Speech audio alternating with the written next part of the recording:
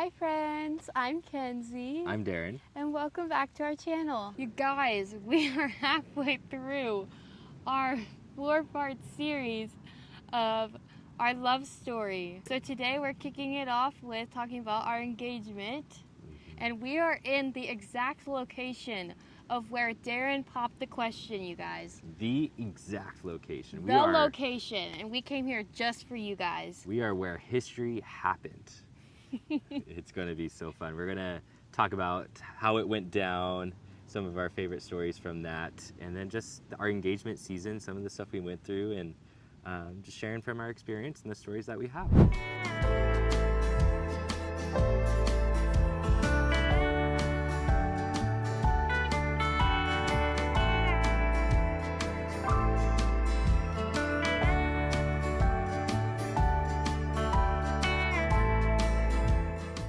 After Kenzie and I had been living in Hawaii for about a year, we were starting to have more conversation around engagement, and we were feeling really confident about wanting to get engaged at 22. And so around that time, we started just looking at rings, doing a little bit of ring shopping, just so I could see what she liked. I didn't want her to get a ring that she didn't like. So we went to a lot of different ring shops over all across the island. I found a lot of rings that I just wasn't really loving until we went to Ben Bridge over at the IAA Mall, and that's where I found 2 rings that I fell in love with. They were pricier than all the other rings that we looked at because they're real diamonds, and so I just remember trying it on. I tried it on in the white gold setting, and I loved the ring even with white gold, but I knew I wanted to do yellow gold. And so we just asked them, okay, can these be made yellow gold? And they're like, yeah, we can do it. It'll just take a couple weeks. But I told Darren, I said, between these 2 rings, you choose which one you want to buy for me. And he picked the one he felt would be best for me. This is the ring. And so it has pave on the band, and then it has a hidden halo, and it's just perfect. And then I got my wedding band from K Jewelers. For me, when she tried on the ring that she has on right now, it was just instant. That was the ring I wanted to get her. Even though she had tried on so many other rings, for me, that was the one I was going to get her regardless of what else she said. I think he could tell how much I lit up after seeing it. I felt like I was like, this is the ring. Not even for you, but for me too. I lit up on the inside when you tried it on. He's like, oh, that's the one. Yeah. And I had always wanted to invest a lot into a ring because it just means a lot to me to be able to have something she's going to have forever, and so I think it's a good investment to get something that you really want, and we found something that we really wanted, and we got it. I just want to add, when we saw the ring, Darren did not buy it right away, so I didn't know, just so you guys know. And since I knew that was the ring that I wanted to get for her, I had to do it under the table. I had to make sure that she didn't know I was buying it because I still wanted it to be a surprise of what ring it was going to be and when I was doing it. And so I wanted to keep her out of the loop. And so I remember we tried it on and I waited a few weeks and then I went back and I bought the ring. I remember going back to buy it and I was so excited. Then I started planning of how I was going to ask her to be my wife. And before I could do that, I had to ask your parents for permission. And so I had that conversation with them. And I remember that conversation going really well. They were just asking me, those general questions to make sure that I was ready, and this was something that we really wanted at this time. And a lot of it was just around finances, making sure that we feel ready to take on the burden of a wedding and moving out and all this other stuff. And I felt really confident that we could do it and we can work our way to that. And after that conversation, everybody was on the same page and we were ready to roll. So with the ring secured and her parents' permission, I started developing a plan of how I was going to ask her. And the first priority was making sure my parents were here because they still live in Washington State. And so I told them the time I was hoping to propose to Kenzie, which was in February of 2022. And so they made arrangements to come out here during that time. And when they came, it was the first time that my family met your family.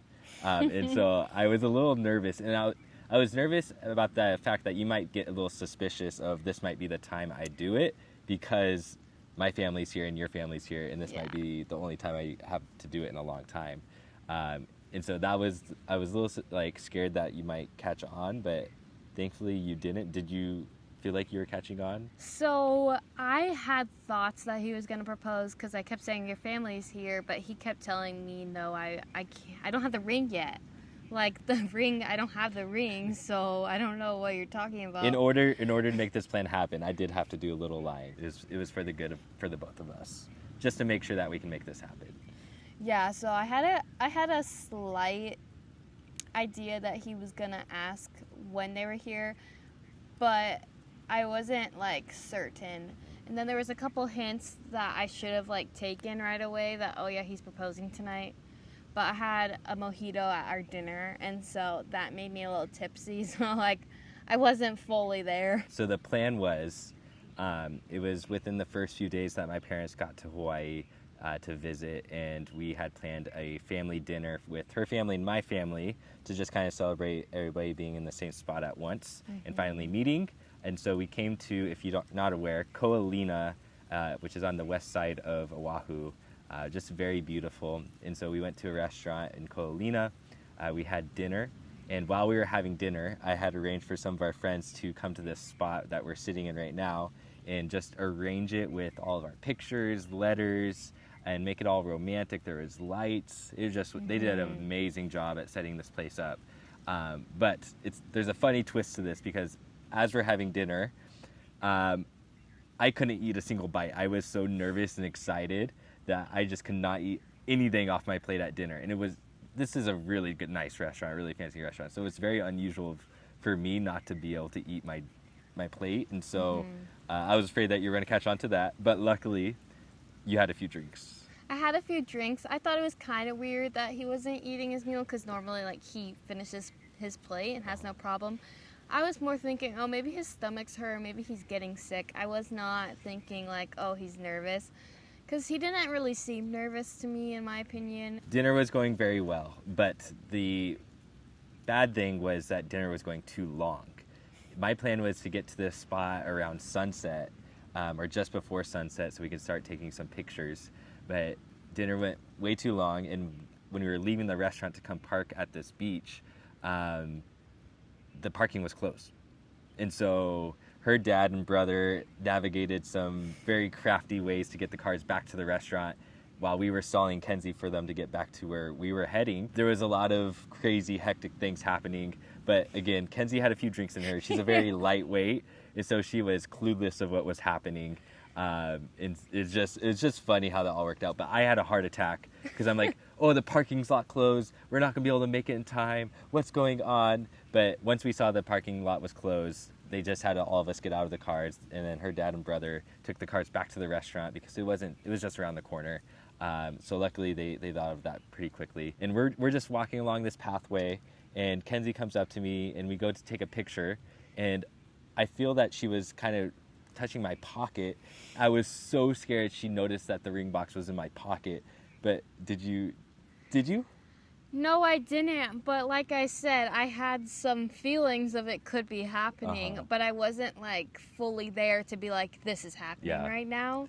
Whereas if I wasn't like a little tipsy, I would have known. Yeah, that alcohol definitely But I helped. definitely like kind of was the idea of like checking. Yeah. But we were doing a silly photo where we were like meeting behind like a tree, like going around there trying to stall and take pictures of us, which I was feeling, great. So I was all about taking pictures. They stalled us with a lot of pictures. And then my dad and my brother are like running here. So it's just funny that I didn't think much of it. I was just like, yay, I'm excited to be showing his family like my favorite spot and how beautiful it is here. Like, it's just funny. We proposed it as we'll go get to this nice dinner, we'll have dinner, and then we'll come to this beach to watch the sunset with my parents so they can witness a Hawaii sunset. And so that was the thought, just so you weren't aware. As we got word that her dad and brother were coming, or at least getting closer, we started getting closer to the proposal spot, and I started to get really, really excited and really nervous. I started kind of like full sprinting. But it's this just beautiful garden arch that, again, we kind of decked out with our photos, letters, candles, lights. We've just made it, or at least our friends made it very, very romantic. And we started to get a little closer, and then Kenzie kind of noticed something. So up on this arch over here, I noticed a cross. And so I go, oh, there's a cross. How awesome. And he's like, yeah. And then we get closer, we wrap this corner. But I see my friend Sayla in the corner. And I was like, I love you. Then I start bawling because I realized like what was happening. And then I told Darren, I love you so much.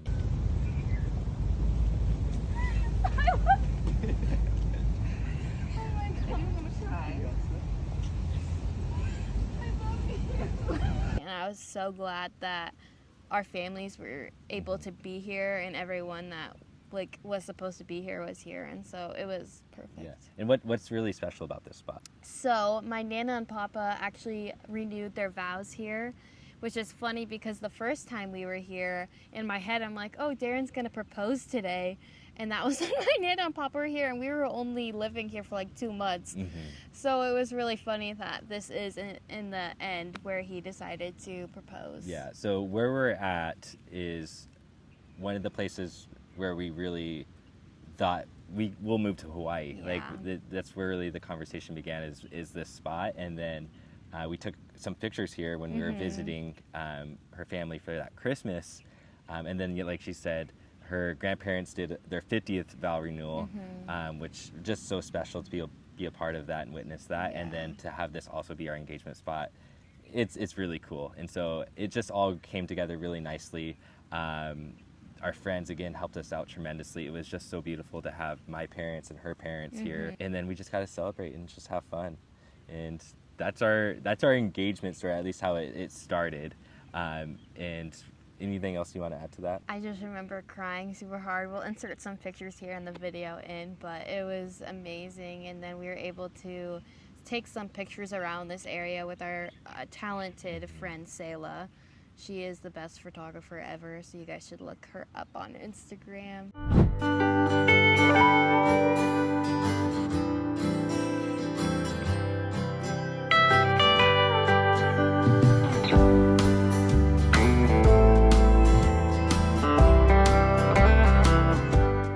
We're just so blessed that the people who were here to support us and help us get engaged. Yeah, it was a very special moment, something that I had always been looking forward to since I met her, and just to see that vision become reality in the way it did, it's just crazy. And we're super thankful for God for making it happen, and just how it panned out. And it was, I wouldn't have wanted it any other way.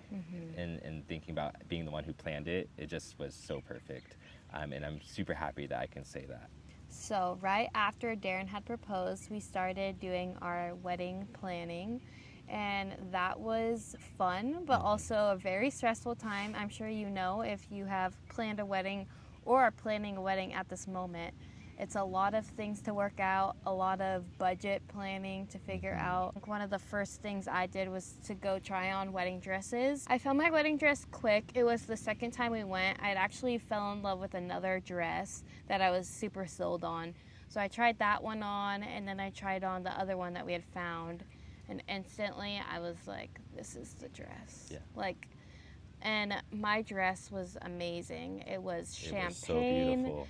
I loved the backing of it, and it had beads all over it with floral, and it would just float out. And so when I tried it on, I was like, I feel like a fairy in this dress. Like, and I wanted that vibe of like very elegant, very like fairy-like vibes for our wedding. After wedding dress shopping, I think that's when we started getting our pictures taken so we could have save the dates, and then eventually wedding invitations, trying to figure out where we're having our wedding, which I feel like that one took quite a while. We did look at a lot of different places over the island, but I told Darren, you know, I know these places are great, but I really just want the ko'olaus, which is the mountains here. And I just was like, that's what I want. I want greenery, and I want all the greenery I can get. So Darren proposed on February 27th, and then 1 year later we got married on February 10th. So we had a 1 year engagement, which I feel like was the perfect amount for us to fully get all the wedding planning done and gave enough time for our guests to be able to prepare to come out and visit Hawaii for our wedding. Yeah, I had a lot of fun wedding planning. I like doing stuff like that. I like organization. I like kind of planning in advance, and I feel like it brought us closer, and I brought our families closer, and it was just really fun to kind of see, again, what we had envisioned for our wedding kind of come together. Even though it was very costly and we had to get used to making very big purchases, I think that kind of prepared us for marriage, because now we make big purchases all the time. It doesn't really phase us as much because we're just used to it. I do definitely remember those first couple of big purchases we made early on in the engagement of like, you know, $300 for this, or maybe putting down the payment for the venue, and we're like, oh my gosh, also, these are thousands of dollars we're spending. Trying to find a wedding photographer, videographer, all these things that are just very expensive, but we knew we valued and wanted in to like put like into our wedding planning and were super important to us. We had to figure out who to find, and Darren actually found our amazing wedding photographer who we love very much, Haley. Yeah. She gave us great engagement photo shoots as well as our wedding, and so we're just so blessed that we were able to find the people we did find and make connections with for our wedding. Yeah, we had been talking, and we both kind of already knew what we wanted for our wedding, and that was going to cost quite a bit. And so we kind of braced ourselves for that. We both got second jobs. What did you do when we were engaged? You worked at the school. Yeah, so I worked at the elementary I'm still at right now, and I also worked a part-time job at Nico's in Kailua as a hostess. And so that was super hard because I'd go to work all day, and then I'd stay at work for a little and go straight to Nico's, and then I'd leave there at 9. Yeah. I wouldn't get to Nico's till 4, so I worked like 5-hour shifts. But I did a mixture of hosting and then busing, which busing made more tips, so I was like, can I get my busing shifts? I can't believe you would work with kindergartners for Yes. 8 hours and then go directly into busing and serving at a restaurant. That's just crazy to me. So she was doing that, and then I was working at a gym from 4:30 a.m. to about noon, and then I also was working at a yacht club as a server for their restaurant. And then on top of that, I was actually in school still to become a teacher. And during that time, I was doing my student teaching. And you don't get paid for student teaching. And so I would be at the school from 7 a.m. to 3, not getting paid, but obviously doing my schooling so I can be a teacher. But it was a time of a lot of hard work. And I think just us realizing in each other that we were willing to put in that hard work was very special, at least for me. How did you feel about it? I felt like it was really rewarding and special, and I think something that's so important to me is like my family seeing how hard we were working, and then every day telling us, you guys got this, you're working so hard. And by the end of when I had quit at Nico's, I remember just crying because just being so thankful to Jesus for, like, one, I liked the job, I liked who I worked with, and just like being thankful for how hard I did work so that I could get to a point where like I didn't have to work there anymore. And so that was super special. Just like a season of life where it's hard work, but it's so worth it in the end. Yeah, that engagement season was something special. I'm very thankful for it because I ultimately think that was a season of preparation for us. And then obviously that was followed by a lot of celebration with the wedding. But again, just super thankful for that season. It's one of my favorites because I saw all the hard work she was doing. She saw all the hard work I was doing just to make this future that we wanted with each other happen. In this time, it didn't really feel like a lot. Like I felt like that was my normal. But now in the place I'm at, I'm like, I don't know how I did that. But that's why I want to say, like, when you really are chasing something that you want and you like have a reason for going to work and doing what you're doing to make money, it's just it's not that hard. That's a really good point. I don't know if I could right now go back to working 2 jobs I don't and know, going after having doing it, all that. we That was a have it. lot, but It really wasn't. proud It of didn't us. feel like that much. Yeah, during in the time, it didn't feel as much. Yeah. Yeah, that's really true. All right, you guys, don't forget to comment, like, and subscribe. And don't forget to hit the notification bell down below so you don't miss any of our future videos. And we'll see you guys on our final 4th part of this video series talking about our wedding and marriage. All right, you guys. Bye, friends. Bye, friends.